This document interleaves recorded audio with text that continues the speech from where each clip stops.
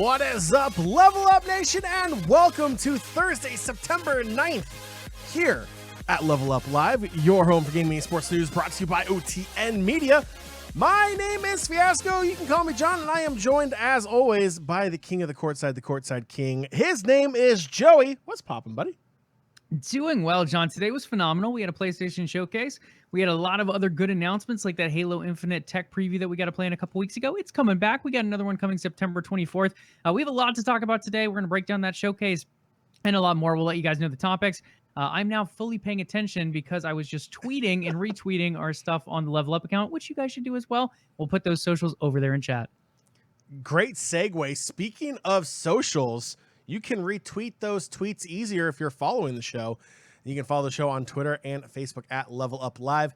And while you're on Twitter, why not give Joey and I a follow? You're already listening to us. You're already watching us. You might as well be following us there as well. Follow Joey at Courtside King, myself at Fiasco. If you're watching here live on Twitch, welcome. Hi.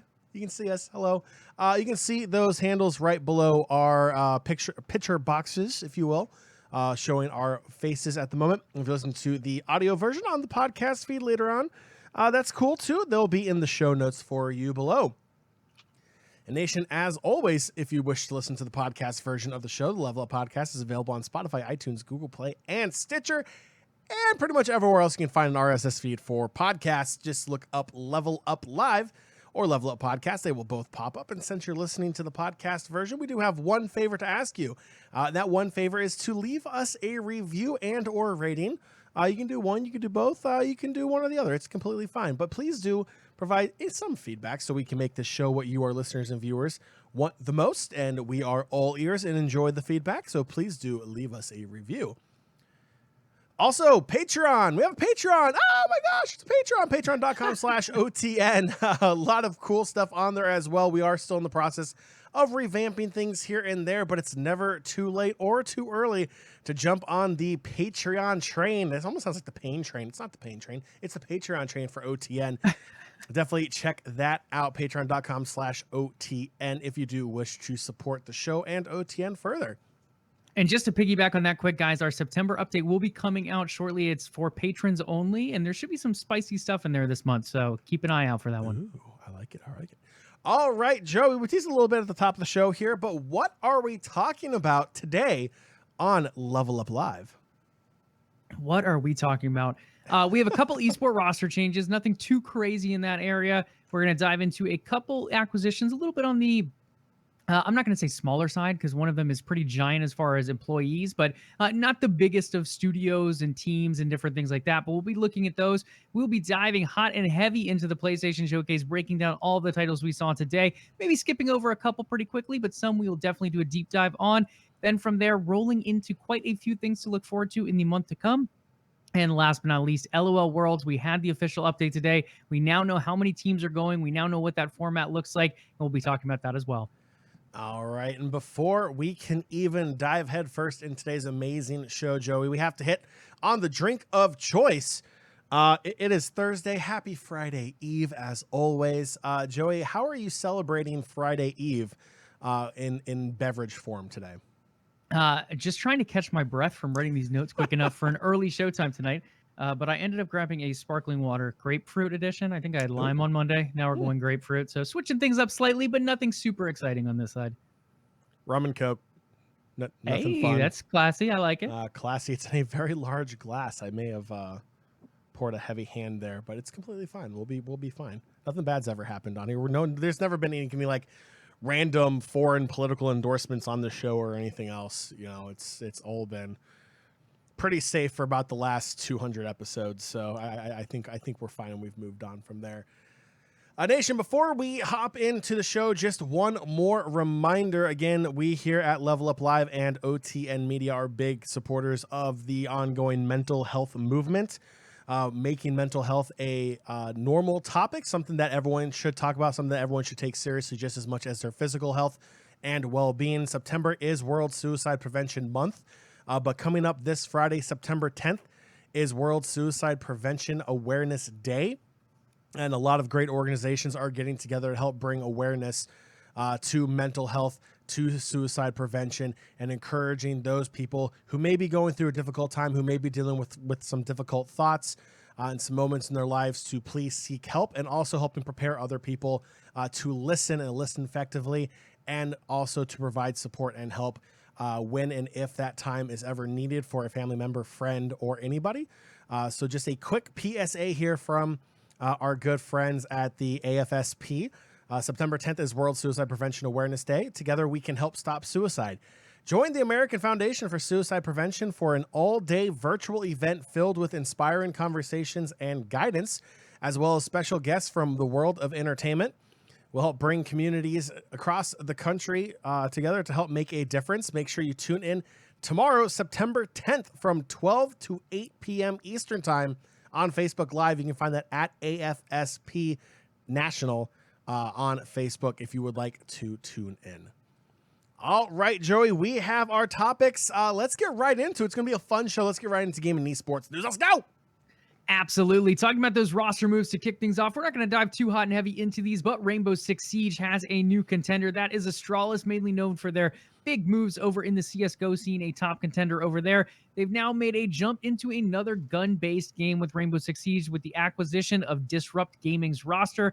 They're going to be playing in the NAL under the Astralis banner now. It's going to start in Stage 3, which I believe has resumed this week with that NAL action. So again, we're seeing Disrupt Gaming, a pretty decent roster, now jump over the legendary Astralis banner. Then next up, sticking with shooters over to Valorant, Team Secret is a secret no more. They've announced the signing of the former Bren Esports roster, also making a move. Team Secret, we've seen them around in a couple things. At one point, they were in League of Legends. They've had their history in CSGO as well. Now making the move to another shooter in Valorant. Again, same tactical shooter basis as we see with CSGO.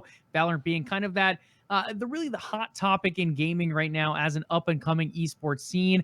We're going to see more and more teams jump into it, and I think Team Secret did it well here, picking up a roster that's found some success and hopefully growing upon it. Anything else to add with those two roster moves, John? No, Team Secret and Astralis. I always want to call them like Australis. And say like it's completely wrong. Don't butcher their name, John. Come on, you're better than that. Astralis and Team Secret with their new rosters. Congrats to the folks over there. We'll see how they perform as they enter into those events. Over to partnerships and investments. Just a quick hit on this one. Game publisher Focus Home Interactive, the publisher for one of my favorite games, A Plague Tale: Innocence, has rebranded to Focus Entertainment. They've done some acquisitions recently as well. This to me makes sense. I think Focus Entertainment is a little bit more of an all-encompassing name, in my humble opinion. It kind of hits home a little bit harder than Focus Home Interactive, even though home is in the title. So I do like this change overall. I don't think it's monumental, but I do think it's a nice change. Microsoft has acquired Clipchamp. Okay, so this one's interesting, and it might not even be gaming related in the end. Clipchamp is most likely going to be integrated into Microsoft 365, at least the business edition, maybe the home edition as well. I could see this later becoming more of a integrated tool into Windows 11 and eventually Xbox as well, though. We look at clipping. That's huge in games. How can we get highlight clips? How can we identify them quicker? How can we post them easier to social media? The current Xbox system it's aight. There's definitely room for improvement. It makes it easy because you can send it to your phone or your email and then kind of post from there. But there could be easier ways to do it, as well as cleaner ways to get those high-quality clips. This could be that way of doing it, so I do like this acquisition overall. I'm not going to lie. I thought this was like Clippy's nickname since Clippy's making a comeback in Microsoft Office or Microsoft Word, hopefully. So I was thinking like Clipchamp. I mean, why not? That sounds like a pretty good gamer tag for him if he was ever to become a gamer, you know? Clipchamp. Speaking of fun gamer tags, I prefer our friend Wembley Trash's gamer tag. This is true. Back in the day. Shout out to T-Rod Ballin. We haven't seen her in a little bit, but she'll stop by at some point. MIA. Yeah, acting like Wembley Trash.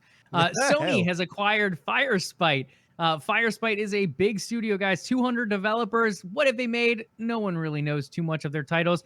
Playroom, The Persistence. They've had a couple things here and there. No real blockbuster hits, but they are a big studio. 200 devs is nothing to shake your head at.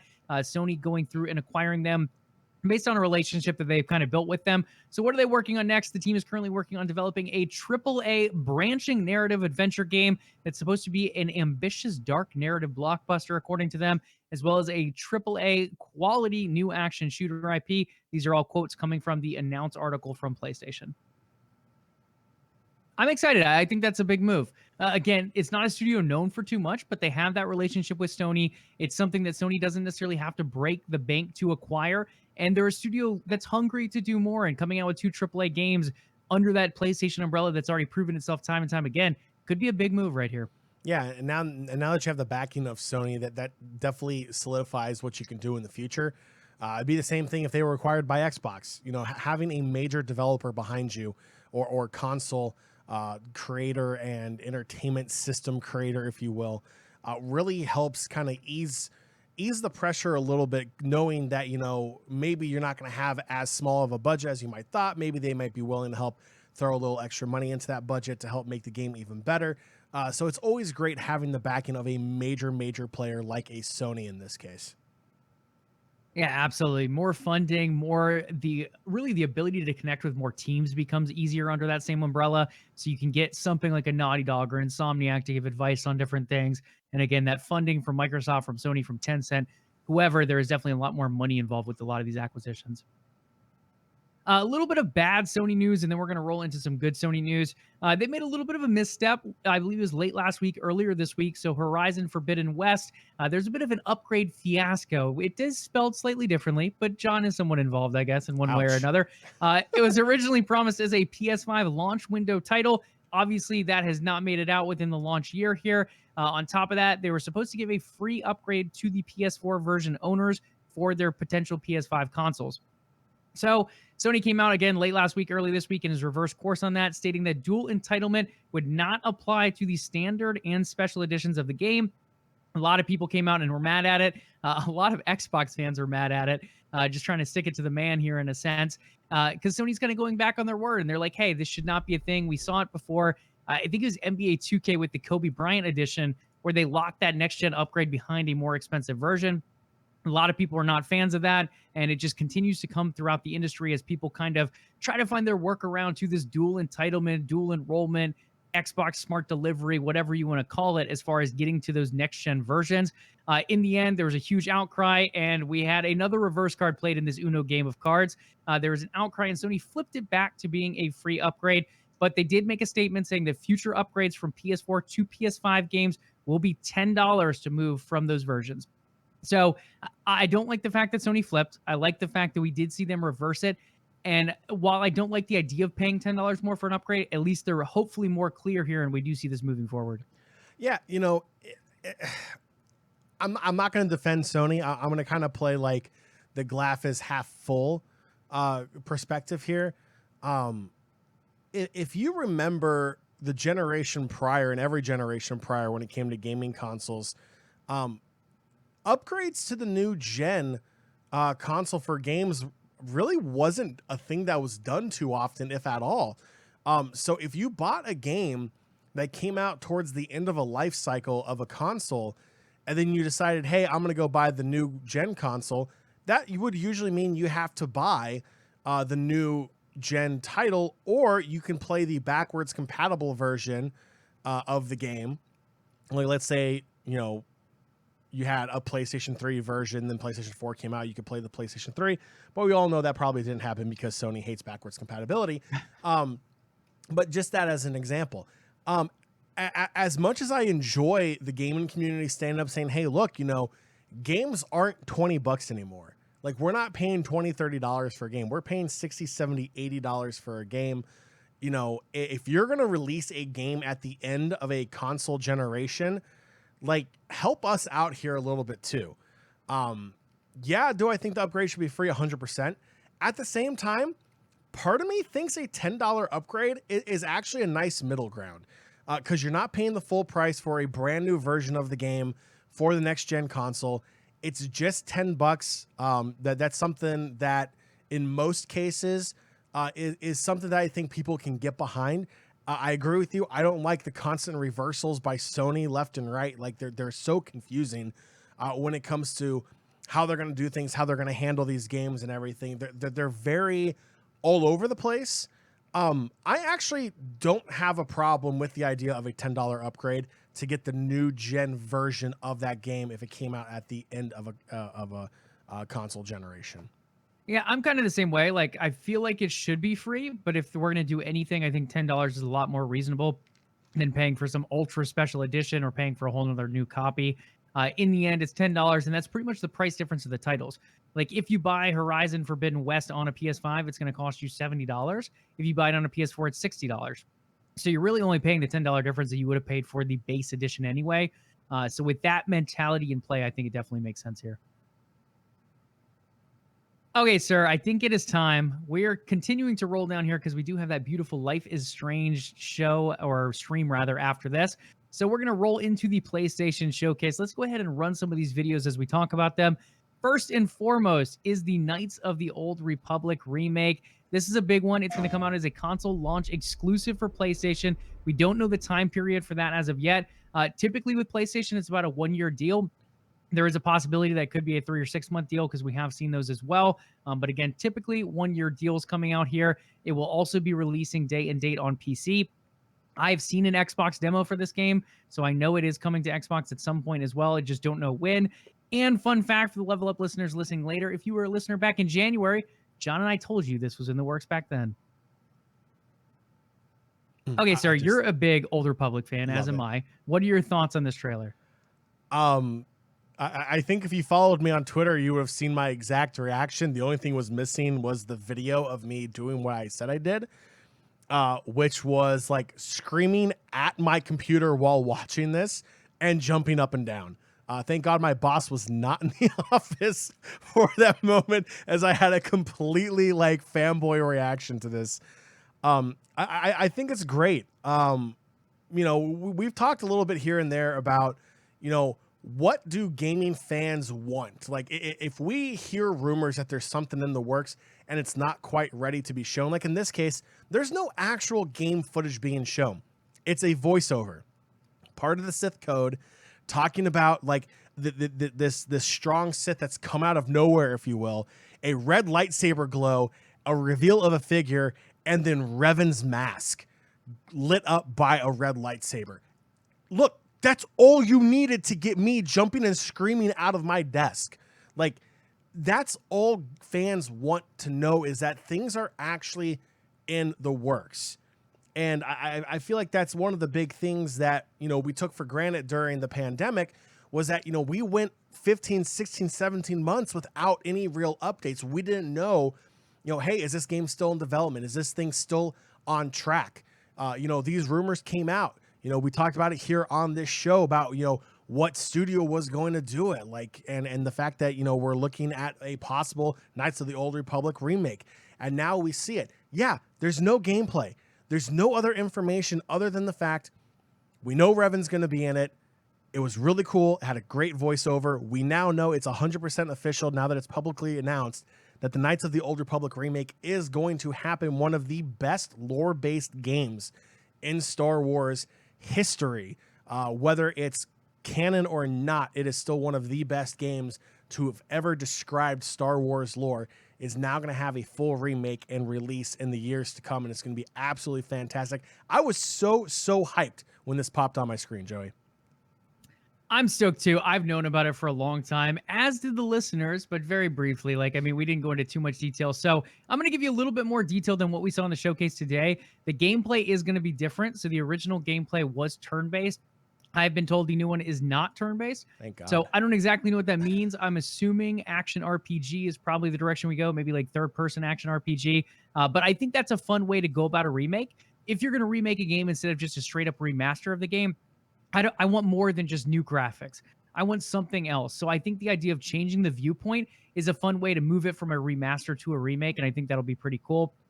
Again, we don't know how long Sony has exclusivity on it, so Xbox owners will have to wait a little bit longer. Not sure on Nintendo Switch if they'll get it at all, but something else to look out for there. The other thing, and this is not from the same source that kind of gave the initial information, but another source over at Lucasfilm Games has told me that Disney is looking to take the Old Republic canon. So I think the fact that they're remaking this game here as well could be something moving in that direction. Like, we've heard rumors. I mean, John and I have talked about this on Eric's Starlight Beacons podcast. It's one of those things that we've heard little rumors about a possible series in the make, whether it be a TV series or a movie. There's been whispers of that with the Old Republic. I think the Old Republic remade game could be the movement toward more Old Republic stuff later down the line. Absolutely. And also the fact that, Star Wars The Old Republic MMORPG is still going strong. Has a very strong player base as well. Just over 10 million players. Obviously when you put that in terms of like, World of Warcraft, it's less than a half of their player base, but still, for a game that's 10 years old, that's battling with all the other MMORPGs out there, to still have a strong 10 plus million player base. The Old Republic lore still, there's diehard Star Wars fans that to this day, even though Disney doesn't recognize it as canon yet, hopefully, still live and breathe by the idea of the Old Republic. It's such a fascinating time in the history of Star Wars.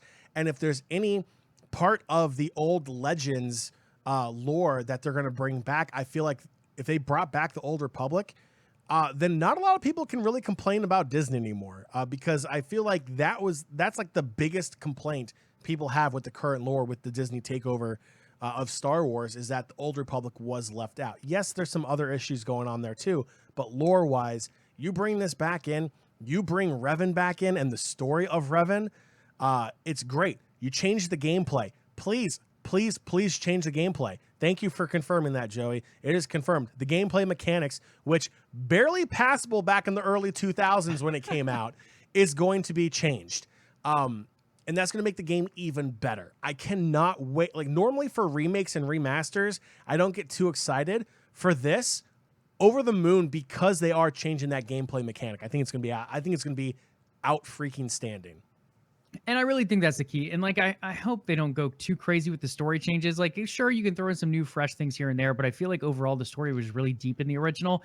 But as you said, John, I really like that. Like, instead of just getting ray trace graphics or some new colors here and there in certain rooms, it's nice we're getting something a little bit more substantial with this remake. Next up was Project Eve. I don't actually have any notes on this one. I believe it was like a JRPG, if I remember correctly. Just looking at Wikipedia quickly, it looks like the platforms are PlayStation 4, Microsoft Windows, and Xbox One. So this will be a multi-platform game. They did advertise it for PS5, though, so I don't know if that means PS5 enhancements or if that means PS4 game that can be played on PS5 that's maybe been delayed. But it does look pretty cool from the action cinematics we're showing here on screen. Yeah, I think it looks great. I know a lot of people were really excited in the chat on YouTube during the announcement. A lot of people, I mean, the graphics look great. The gameplay looks amazing. So yeah, I think the hype around Project Eve is definitely a good thing. Squirkle saying, so this is what happened to Bayonetta 3 over in chat. Gotta love it. The connections being made all around with this showcase. Next up was Borderlands with Tinitina's Wonderland. This one does have a release date now of March 25th, I believe, of next year. Tiny Tina's we saw a bit at E3. I believe it came out in the Take-Two showcase, or maybe it was Jeff Keighley's show. But regardless, this is one of those titles that did pull in quite a bit of attention. It was on everyone's top 10 list of things they enjoyed at E3. Again, we got some new looks at it here, and it looks great. That whole cell shading look is so unique to the Borderlands series. The graphical style always sells me, and I think this looks phenomenal as well. Yeah, they really doubled down on this artistic style of the game. I think it looks great from what we've seen, even more from this new trailer. I think it looks even better than before. And Joe, you and I raved about how this game looked when we first saw it. I think with this extended trailer, it looks even better. It's definitely a game on my radar going forward. And I believe, at least with all the other Borderlands games, they're typically like 1 to 4 player co-op. I think this game in particular would be lots of fun in co-op, kind of as like a co-op looter shooter. I don't know if it has co-op, but just going off the other Borderlands games, I assume it will. And I think this will be a lot of fun with friends. Next up was Forspoken. John, this was one of my highlight games of the showcase. I think Forspoken looks phenomenal. This is coming out from Square Enix, and I'm not 100% sure on this one. I believe it's a console launch exclusive, and I want to say Sony spent a lot of money on a 2-year deal on this one. I don't believe that's been confirmed, but that's kind of what I've heard here and there. It's a cool-looking game.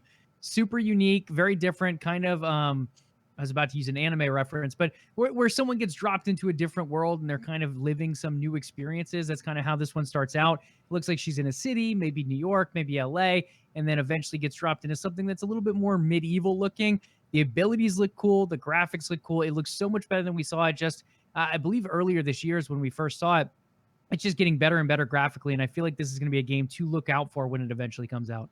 Yeah, I'm trying to find the tweet real quick, but Gene Park from Launcher at the Washington Post made a Life is Strange joke about the look of this game, which, you know, Square Enix obviously behind the Life is Strange series as well, which, I mean, I'm completely cool with that reference. I love Life is Strange, and I'm psyched to play the new game. Speaking of Life is Strange, yeah, I'm psyched to play that after the show tonight, but yeah, I mean, I can definitely see where someone can get the feel from how this trailer portrayed this title.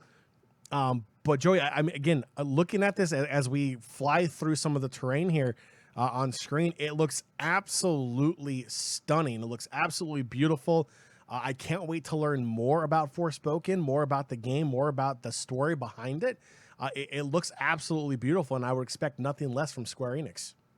Yeah, it looks really good. I think this is going to be a very big highlight AAA title from them. I totally get the Life is Strange in the earlier part, but I think as we get more to the gameplay, it definitely loses that feel. It kind of takes on, I'm not going to say Ghost of Tsushima, but more of that third-person action adventure that Sony's known for as well. It just looks cool. There's a lot of gliding, a lot of cool abilities that just get showcased in this small trailer, a lot of very inventive things that I feel like you can be done with the gameplay. So I'm excited to see how this new parkour JRPG style game ends up landing when it eventually launches. Next up, we had the, no, we did not. We had the Rainbow Six Extraction trailer. This one's coming out in January 2022. That game's been delayed a couple times, John. I believe this is the second delay coming through. We'll see if this one ends up sticking. As Lego Star Wars The Skywalker Saga has taught us, anything can change because that game got 4 or 5 delays. So this one could get delayed again. It's already had some nice name changes from quarantine to COVID to Extraction. I don't remember all the virus-based names, but it is here.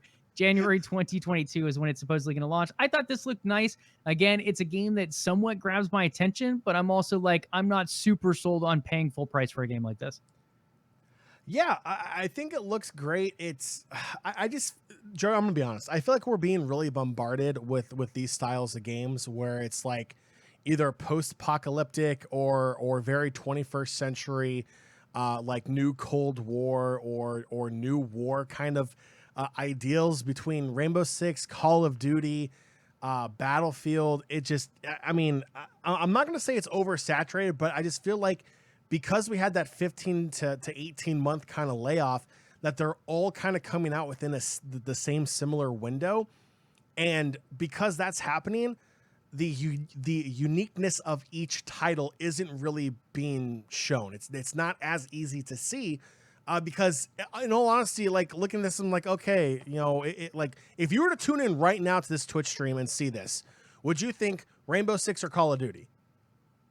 Well, you got Rainbow Six, you have Call of Duty, you have Back for Blood, you have that Anna Crucis one, you have there's like 5 or 6 of them coming out. The Aliens just came out, Aliens Fire Team. Like there's literally 6 or so styles of title with the same thing. So I think your point hits home very much. Yeah. It's absolutely interesting to keep an eye on. But again, if you're a Rainbow Six fan, if you're already playing Siege, if you played New Vegas back in the day, if you played any of these Rainbow Six games, maybe you check this one out because it will be that same style of shooter with a little bit of an apocalyptic spin, as John said.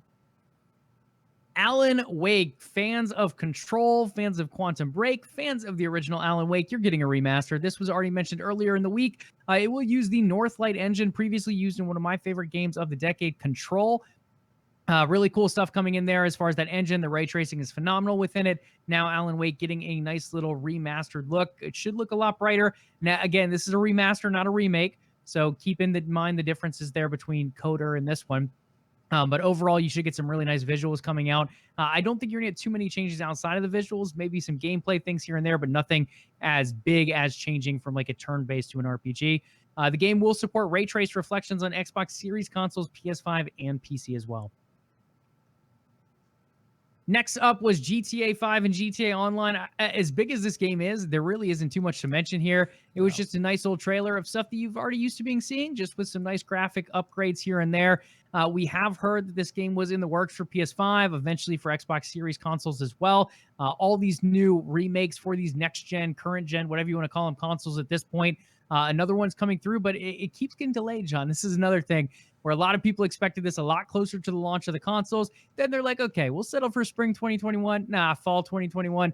And now I believe the date is something like spring 2022. Fingers crossed if it actually makes it out at that point. But GTA 5 and GTA Online are getting those next gen, by then current gen, depending on availability, upgrades at some point here in the near future. Ghostwire Tokyo. If you're looking for some crazy action coming out of the Bethesda camp, this one will be that next game coming over from the Japanese studio that I just forgot the name of as I'm talking here. Who is over there under Bethesda? Chat, help me out. But either way, I think this game looks cool, John. It's one of the games that, again, as we've seen more and more trailers come out, the graphics have improved vastly from game to game trailer. It looks very unique. I don't know if it's something that I pick up day one. It is one of those deals that was signed before Xbox acquired Bethesda, so we'll have 1 year of exclusivity on the PlayStation 5 platform. I don't know. I would assume it comes on PC at the same point. I think it's only a console launch exclusive, but it definitely looks unique to a lot of the games currently out there. Yeah, I immediately saw Slender Man in this one when I was watching the trailer, and I was like, wait, is that Slender Man?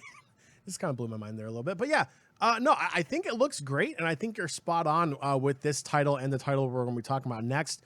In regards to, as we've seen more and more trailers come out, we've seen those improvements, especially with the next title we're going to be talking about. Like, there's nothing wrong with being critical of a trailer, especially of an early trailer. Like when they say, hey, these aren't going to be the final graphics. For most fans out there, they can look and they say, okay, well, I can kind of see the direction they're going in, but I still want to see that finished end product or that almost polished product. And in this case, for Ghostwire Tokyo, I think it looks great, the graphic-wise here in the trailer.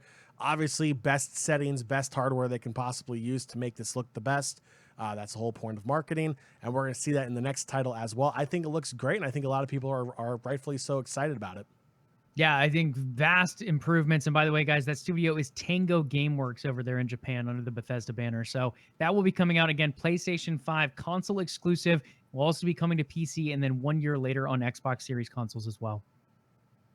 Next up is Guardians of the Galaxy. John, as you mentioned, in fact, these next couple games in a row, really, this was another one we saw big graphical improvements from what we saw at E3. Again, this is a game I'm somewhat excited for. I personally would have preferred them to go the let's say the movie route, the Disney movie route, as far as what the characters look like. They decided to go the comic route, which I respect, and I get where they're coming from on it. In the end, that turned me off a little bit, but now that we got some extra polish on these graphics, I'm starting to get turned on to it a little bit more. God, look, I'll be honest. The graphics for this game, when it was first announced, rough is an understatement. I mean, I remember, Joey, you and I talking about it off stream a little bit. I mean, it was a rough looking game. Like, not only were we upset that they didn't use the movie actors as the models for the characters, which, okay, we get it. You're going to stick with the comics. That's fine. We both feel that it would have been more successful and more attention grabbing if you use the movie modeled characters in your game, but that's neither here nor there. But the graphics just looked really, really rough, especially even in like an early stage. It just isn't what a lot of gamers and a lot of people in the industry are looking at when you put a first gameplay trailer out there. Yes, you can put the little subtext at the bottom saying, these are just alpha graphics. These are just beta graphics. These graphics are still in the work. It's not the final product. I get that. But at the same time, it still looked incredibly rough. And for the Marvel fandom out there, that was a big concern.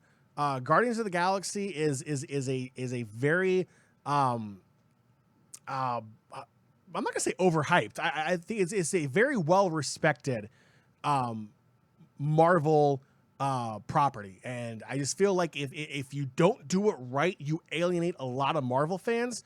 And I just feel like that first trailer really missed the mark. Knocked it out of the park with this trailer, though. I feel like PlayStation and Sony really got the king's response, if you will, for this great polished trailer that looks great, sounds great.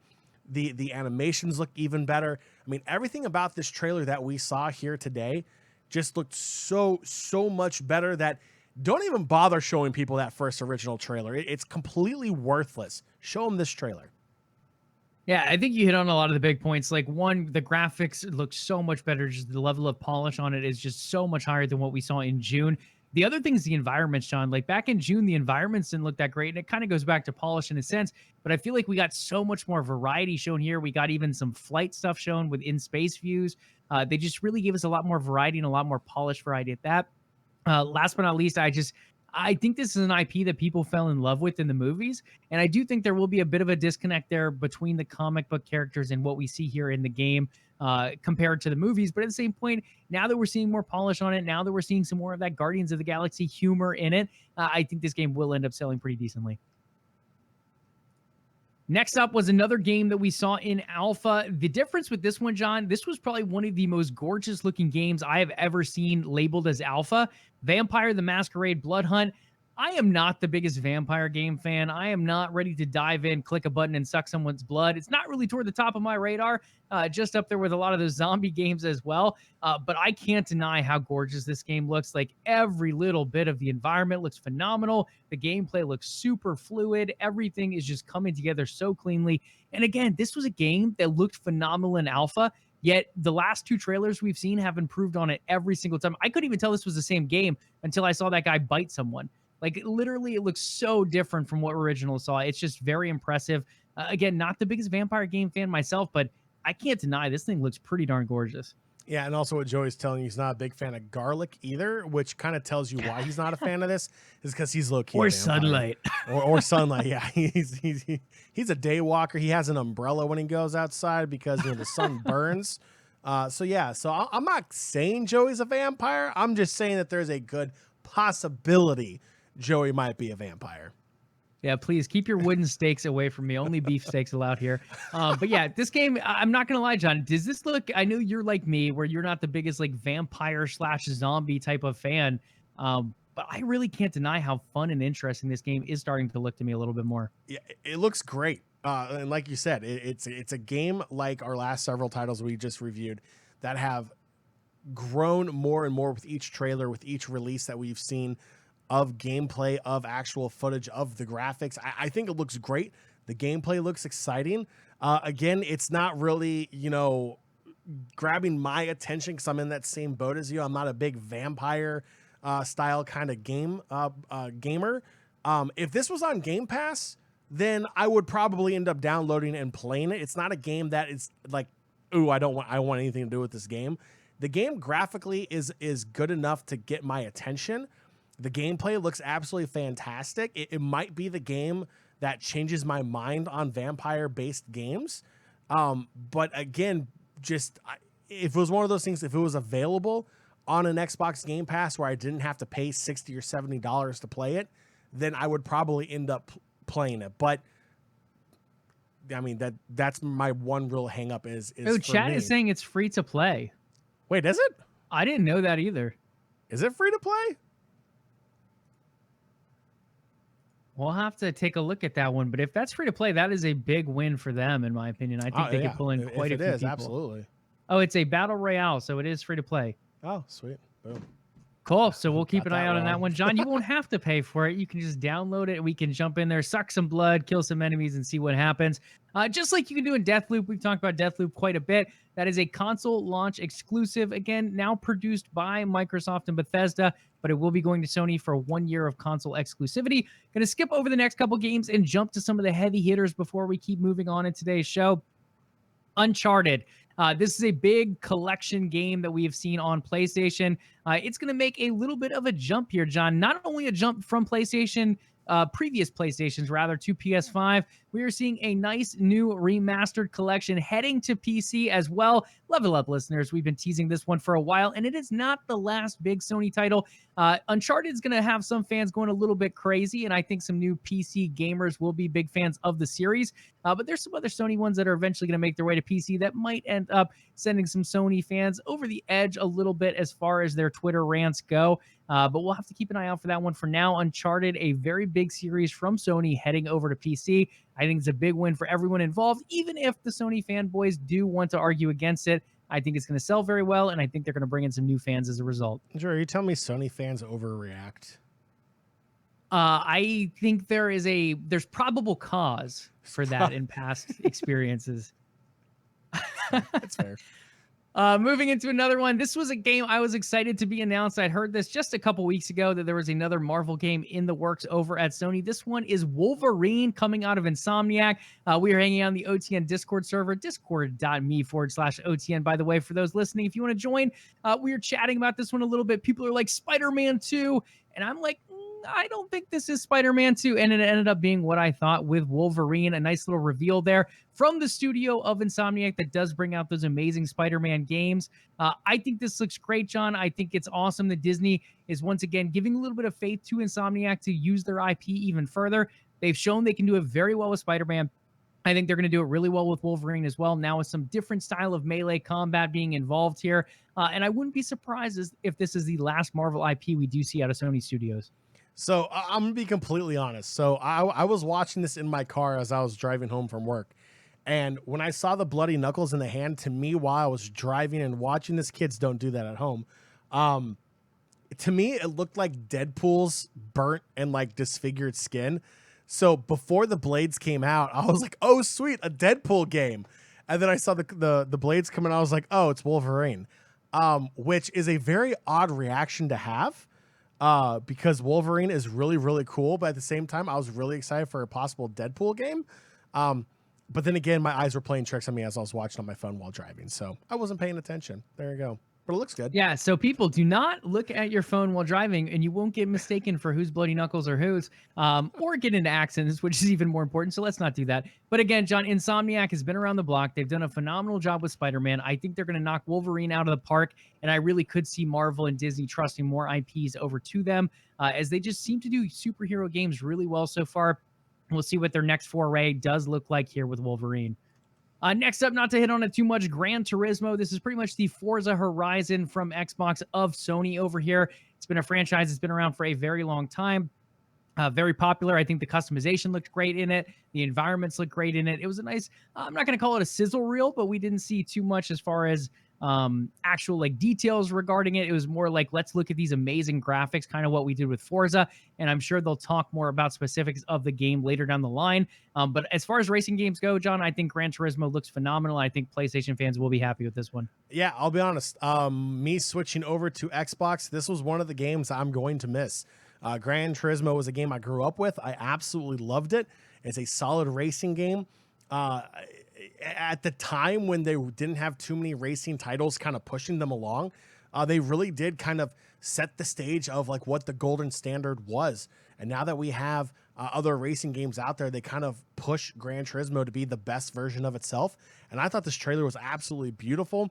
I love the customization that Gran Turismo gives the player when it comes to their car. There's so much tuning you can do to make the car better and perform differently. I absolutely love it. I'm super excited to watch other people play it. And maybe, who knows, if I find a PlayStation 5 at a really good price later on down the road, maybe I'll end up playing it as well. Yeah, and I think you bring up a really good point there, and we've seen it with Forza. Like Gran Turismo, it was a good franchise, and it was a big leader for a while. But since then, Forza, I believe, has been the top racing game for something like the last 6 or 7 years at this point. I think now with this coming out, and at least just looking at it graphically and a little bit of gameplay here and there, I feel like Forza has really pushed it to new limits. So I think we're starting to see some nice, healthy competition between the two.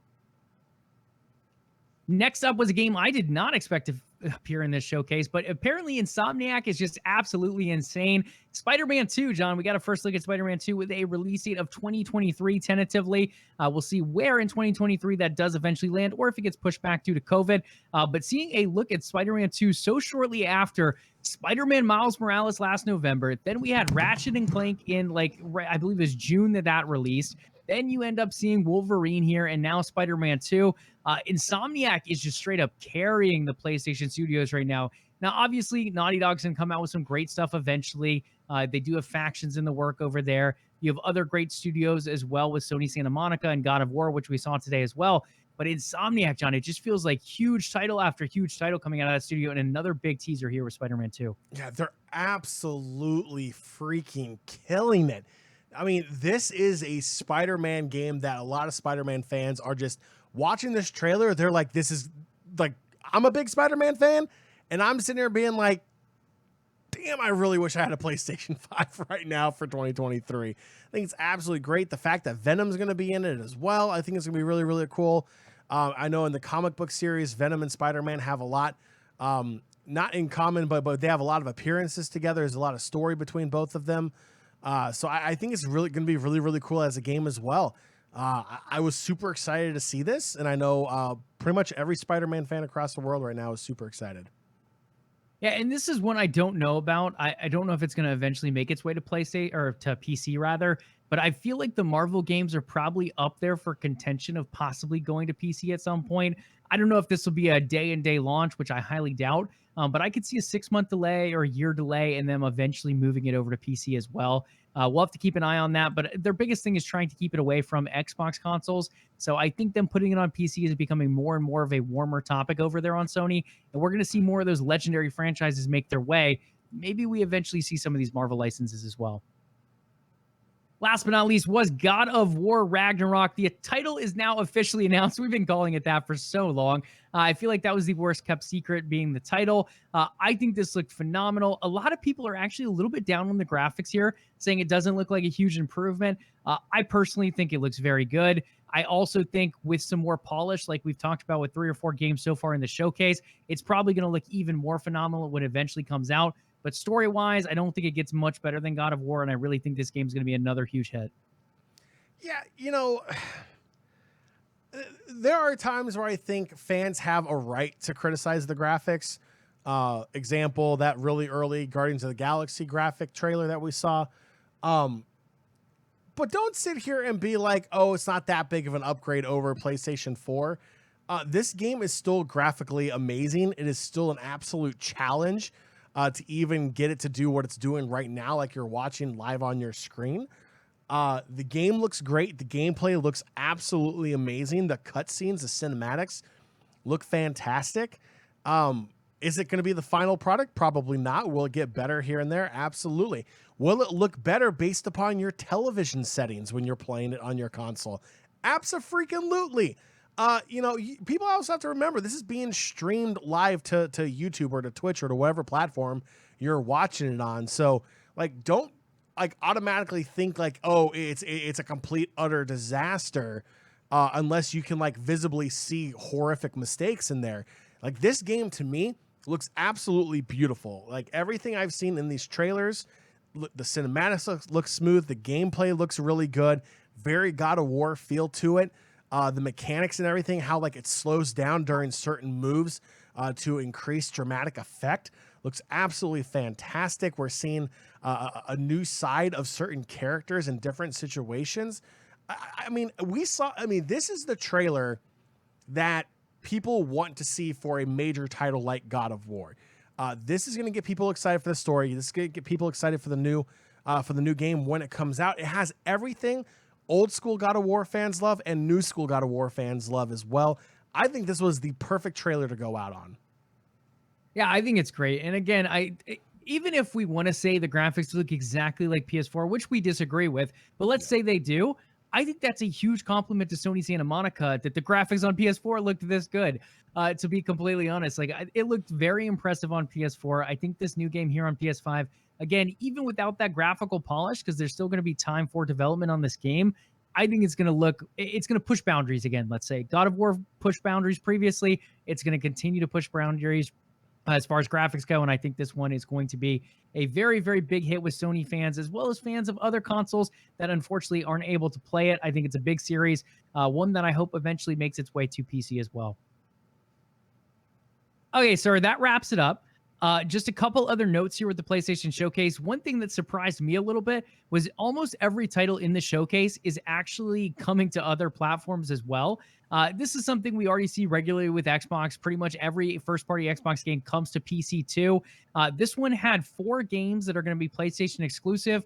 Only 4 games in the whole showcase are fully PlayStation exclusive in terms of not going on Xbox consoles. And I believe straight up exclusives in general that will not be coming to PC either. The other difference here is there is some console launch exclusives. So that's Knights of the Old Republic. You have Forspoken, which I believe is a 2-year deal. Not 100% sure on that one. Knights of the Republic, we don't know the time frame, but I would guess 1 year. And then the other ones were Ghostwire Tokyo and Deathloop, both owned by the Xbox side and 1-year console exclusives to PlayStation. So with all that in mind, John, with the amazing trailers we did see at the show, what would you rate this? Do you want to do 1 out of 10 or do you want to do A through E? or eighth refs, You know I guess. what? A lot of people are going back to school this week. Let's go ahead and kick it school style. Let's give letter grades. Oh, okay. What are Mm. you going to give it? We'll give you A, B, C, D, and below. So you have 4 choices there. Well, they definitely didn't get an F, so I'll give them that. They definitely didn't get a D. I'm going to give them a strong B+. I think it was a very impressive showing. This is what Sony needed. Sony didn't go to a lot of the big trade shows. There wasn't a lot that we were hearing out of the Sony camp. Xbox came out guns a-blazing. Microsoft was just absolutely running the gaming scene for the longest time. And everyone's like, Sony, hello? Like, give us something. Like, give us some kind of tidbit or some kind of morsel that you're still alive here, that you're still doing things. I feel like this is the showing that they needed. They really knocked it out of the park. I was very, very impressed with it. Now, there are some things I would have liked to see a little bit more of. But with that being with the understanding that a lot of the titles I would like to see more of are still early in development, I don't feel like I can really knock them too much for that. I think overall they did a great job putting Knights of the Old Republic Remake at the beginning of the show. That caught a lot of people's attentions from the get-go and engaged people to watch the rest of the show, ending with God of War. I mean, it felt like this was probably something like, what was the last one we did? Well, it was Gamescom opening night. It had like a really awkward ending to it. Oh, yeah. With this, it was a steady buildup. Like, you got the big news of Knights of the Old Republic in the beginning, and that got you hooked. And then every title that came out, whether it's a 45-second or a 2-minute trailer that came out, got you excited even more and more and more and more. Finally, it crescendoed at the very end with God of War, the title that PlayStation is like uber known for right now. Like, that being the big thing that people wanted to see, ended with that. I feel like they knocked this one out of the park. I don't think it was perfect, but I think it was a very strong B+. Yeah, and I think it was the strongest ending too. Like, a lot of people are going to argue that the best show so far this year was Microsoft Bethesda at E3, but that was another ending that kind of fell flat for us. That was the new Arcane title, that Redfall, the kind of vampire-y that almost looked like Fortnite-style graphics. The show was phenomenal, the highest-rated show probably this year, including the Sony show, but it fell flat at the ending. This is an ending that I think is going to be probably the best one we see all year, unless Jeff Keighley has something crazy for the Game Awards. I do take that back. Actually, Elden Ring is probably slightly higher than this one, mainly because it's multi-platform. But overall, yeah, I think the showcase was good. I'm going to rate it right alongside you, John, a B+.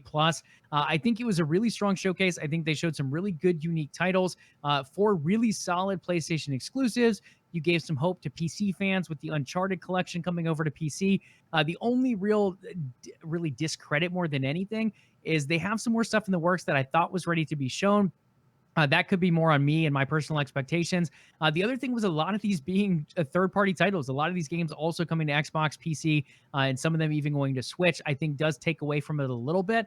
But the 4 titles at the end, I mean, Wolverine, Gran Turismo, Spider-Man 2, and God of War Ragnarok, that is a gauntlet of great Sony stuff right at the end there. So I think they ended on a really strong note.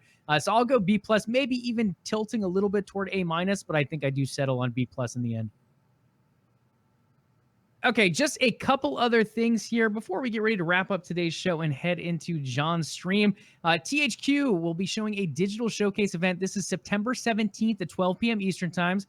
Mark your calendars. It'll be hosted by the one and only Jeff Keighley. It's going to feature at least 6 new game announcements, as well as the return of legendary franchises and sequels as beloved games. A few little connections to be made here, and this could be just bad speculation. THQ is owned by Embracer Group, and Embracer Group now owns Aspyr Media, and Aspyr Media is the game developer behind Knights of the Old Republic's remake that we just got shown today. It wouldn't be one of these 6 new game announcements, but it could be shown at this particular showcase. So again, no confirmation on that, but it is something that to possibly look forward to there. A few other upcoming things.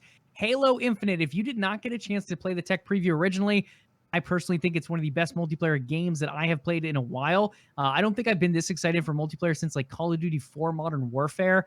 It felt so good. John, you can attest to, because I'm a little bit more of an Xbox shill, as they say here on the show, so you can give your feedback there as well. Who says but that? The next tech test will be September 24th. If you want to be eligible for the tech test, you have to create a Halo Insider profile, and you have to have it done and ready, like all the diagnostic tests and everything by September 13th. So you are on the deadline. Get it done this weekend if you want to be in on that tech test, September 24th. It's going to be over 1 million people playing in the tech test. They're trying to make this as big as possible so that servers run smoothly when it eventually launches in December. I highly recommend giving it a try, even if you're not a big Halo fan.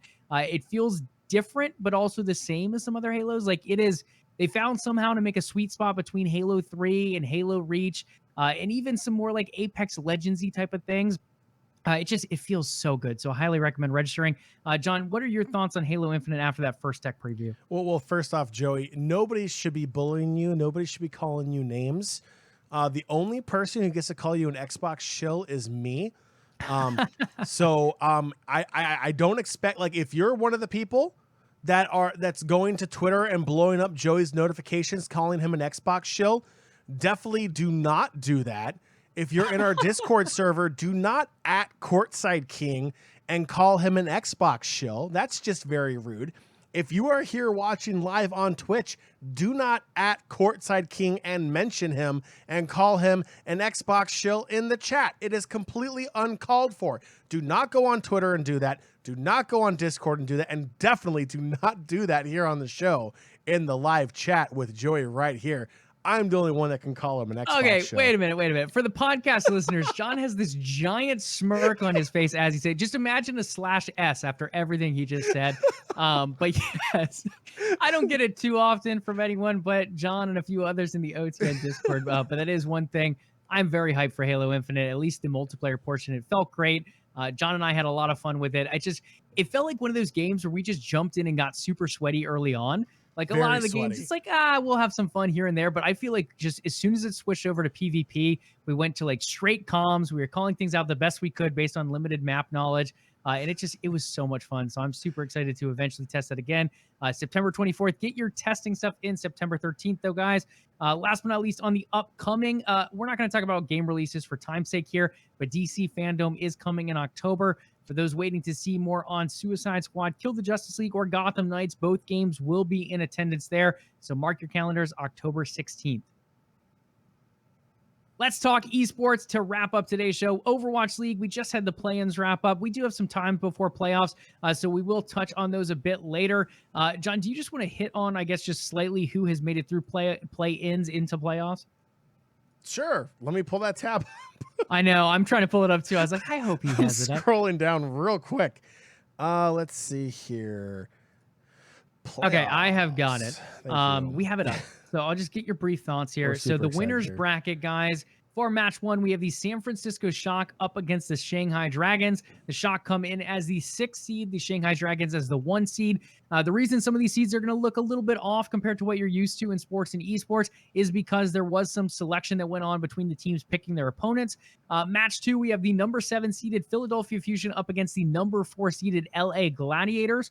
Match 3 is our very own Washington Justice making the victory run through the play-ins, finding their way up against rivals Dallas Fuel, the number 2 seed. We'll see how that one goes, but it should be a fun rivalry between Washington and Dallas, as we see in the NFL making its way over to the Overwatch League. Match 4 is going to be the Atlanta Reign raining down their presence upon the Chengdu Hunters, coming in as the number 3 seed. Playoffs are going to kick off on Tuesday, September 21st. But those so far are going to be your top 8 teams. Anything else to say there on the Overwatch League playoffs, good sir? It's going to be fun. Look for the Justice to make a late push again. Just saying. Look for the Justice to make a late push. Yeah, we made some good predictions on the Justice last year. A lot of people taking Dallas pretty heavily in this one. But yeah, John, I'm right there with you. I think the Justice could make some noise.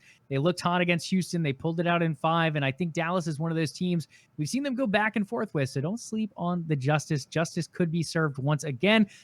One other thing to touch on with Overwatch League, and not to dive too deeply into it, but to make you listeners aware, Overwatch League teams, according to Launcher, are pushing for the 2022 season to be on Overwatch 2. Yes, the rumored Overwatch 2. We've heard about it for years now. It's almost elusive in a sense. Like, we haven't seen too many new maps come out. We haven't seen too many new heroes. A lot of that kind of being gate kept in a sense behind Overwatch 2 and what is to come in that title. Teams are saying, hey, the league's doing all right, but we want some fresh blood into the league. We want to change things up, and they're hoping Overwatch 2 can do that. So teams aren't privy to too much information, according to launcher, of what Overwatch 2 looks like outside of public knowledge. A little bit here and there, obviously, because they are behind the scenes. But that is one thing to keep an eye on as we get closer to that eventual launch. And according to John Spector of the Overwatch League, the plan is to start the next season in April 2022. And on top of it means there's going to be a lot of players out of a job because off tanks are not a thing. It's 5v5 in Overwatch 2. Off tanks off the board. They're going to have to do some adjustments for sure to see how those rosters do end up flowing. Over to League of Legends, we did have Vex revealed this week, but for time's sake, because John is just biting at the bit to jump into Life is Strange for you all, we will go ahead and talk about Vex a little bit later on. She's a really cool champion. John and I are both big fans, and we will try to break her down next week for you guys. But the big important piece of information here under League of Legends, the more pressing in a sense, is Worlds. We have some confirmations. We talked about it last week, thinking it was most likely happening, but it is now confirmed. Worlds 2021 will be headed to Reykjavik, Iceland, or Reykjavik, Iceland. I don't remember how to pronounce it. I'm going to work on my Icelandic speak as we prepare for Worlds. It's going to kick off on October 5th and run through November 6th. Play-ins are going to be October 5th through the 9th. Groups, October 11th through the 18th. Over to quarters on the 22nd through the 25th. The semifinals, October 30th to the 35th, with finals. Hopefully a Western team making their way there to play on November 6th. A couple other slight changes. So Vietnam, they've had a tough time traveling during COVID. They weren't able to make it to MSI. It doesn't look like they'll be making it to Worlds either. So we are seeing a little bit of a shift. It's going to be a 22-team field this year. Play-ins will feature 10 teams broken down into 2 groups. It's typically 4 groups with 3 teams. It is going to get shortened a little bit here. So 10 teams, 2 groups. They're going to compete in those 2 groups of 5. The top 4 spots will advance to the main stage, where we will see 16 teams in the group stage as usual. Whew. Good stuff. I'm excited for Worlds. Worlds is one of the biggest sporting and esports events all year long. This one in particular, John, with the move to Europe, it does mean we can get up slightly later to watch these matches. So matches during play-ins and groups will be starting at 7 a.m. Eastern time for folks on the East Coast. For our Pacific time listeners, you guys have to wake up a little bit earlier at 4 a.m. But hey, it's not at least it's not the 1 a.m., 2 a.m., 3 a.m. time slots that we do get when it's hosted over there in South Korea or China. So a little bit of a friendlier move there in the end. But John, I'm stoked for Worlds. Cloud9 is going to Worlds. My team Fnatic is going to Worlds. The West, I'm not going to say I have high hopes for them this year. I think there's slight beams of hope here and there, mainly the Mad Lions. But overall, I think it should be a fun event as always. Yeah, Joey, because, Cloud9's in the play-in stage again. That's always fun. As a Cloud9 fan, really enjoy the play. Look, Cloud9, can we for once just qualify for group play without having to go through the play-ins, please? Like, just once. It's been like forever. Can we stop, please? Just go to groups and skip the play-in. Okay, I'm asking too much apparently. Well, John, if you pay an extra $10, you can get that upgrade for free. Oh my god, I'll pay it. If it's $10 to skip it, stage. If it's just $10 to skip the play-in stage, I'll absolutely do it. You do not tease me with that, sir. Yeah, we'll have to see what Sony has planned there. But yes, guys, today we covered the PlayStation Showcase. We dove into some upcoming games. We talked a little bit about League of Legends Worlds. We'll save Vex's kit to break down for you guys next week. But thanks, as always, for tuning in to LvLUp Live. And John, go ahead and cue up that closing music as we get ready to roll into your stream shortly. All right, nation. That will do it for this edition of LvLUp Live. Before you go, head over to patreon.com/OTN and consider becoming a part of the Overtime Network. In return, you will get exclusive access to content that nobody else in the world can get unless they are part of OTN Media. If you have not already done so, make sure you follow the show here live on Twitch to catch the next episode of LvLUp Live. If you listen to the show on our podcast feed, please do leave us a review on that podcatcher of choice. We are on Spotify, Stitcher, iTunes, and Google Play, and anywhere else you can find an RSS feed for podcasts, so please do that. We would love to hear from you. In fact, we love to hear from our community so much. There are multiple ways for you to reach out to us. Joey, what are some of those ways? Absolutely, Level Up Nation. Head on over to Twitter and find us at LvLUp Live. That's LvLUP Live. When we do slight time changes or day changes like we did tonight, bumping it up an hour, that is the best place to find that information. On top of that, you can also find us on Discord, discord.me/OTN. Last but not least, follow us on Twitter and Facebook at OTN Media as well, the umbrella company over there. We're also on Instagram at OTN_media. For those live with us, we'll post all these in chat. Find us on Twitch, twitch.tv/OTN Media. This show broadcasts Thursdays at 8 p.m. Eastern Time and uploaded about a day later onto podcast feeds all around for whatever podcatcher you use, as well as on YouTube. All right, make sure you tune in next Thursday. That is the 16th. As we cover the latest and greatest in gaming and esports news, do your ears and eyes a favor. Hit that follow and sub button to know when the next episode of Level Up Live is ready for your viewing and listening pleasures. We'll catch you all on Thursday. Have a fantastic weekend. Remember, be nice to your fellow gamers online. And as always, Level up.